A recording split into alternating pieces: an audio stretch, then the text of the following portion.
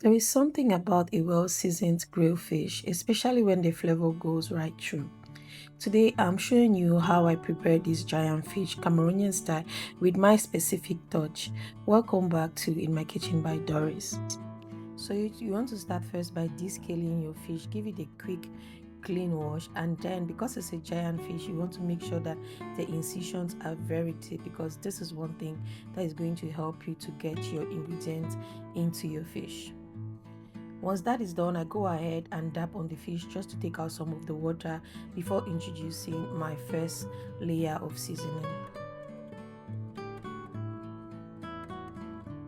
So at this point, I'm seasoning it with my special fish seasoning from D-Afroflavours, but I'll leave a detail in the comment section below how you can achieve that. But if you do not have that, you can go ahead here and use a little bit of country onion, a little bit of pebeh, some salt and some maggie, and it will be really fine.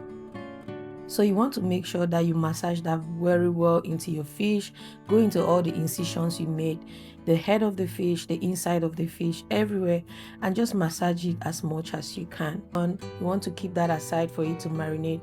For a normal size fish, 30 minutes to 1 hour can be okay. But once you're dealing with a very big fish, leave it for at least 2 hours.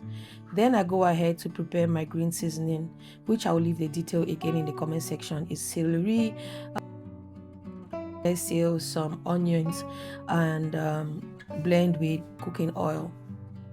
Once that is done, I go ahead and add this special dry seasoning or seasoning from Cameroon, but you can find it in any African or Asian shop, I think. Add some vegetable oil, add salt and maggie to taste.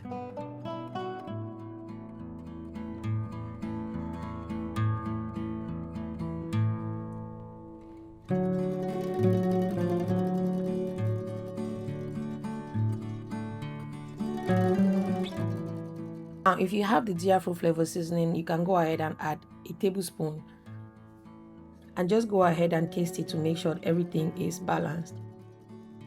After about an hour, I'm going to take out my fish and then add the mixed green seasoning in it. Give it a good massage, press it, make sure again it gets into the incision, the inside of the fish and the head of the fish. Take your time to do this.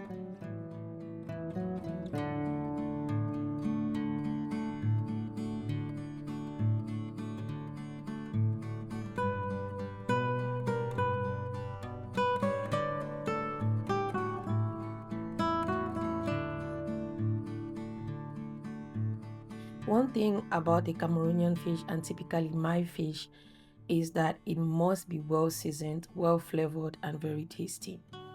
My clients love the way I make my fish, and if you try this recipe, I'm sure you will like it too.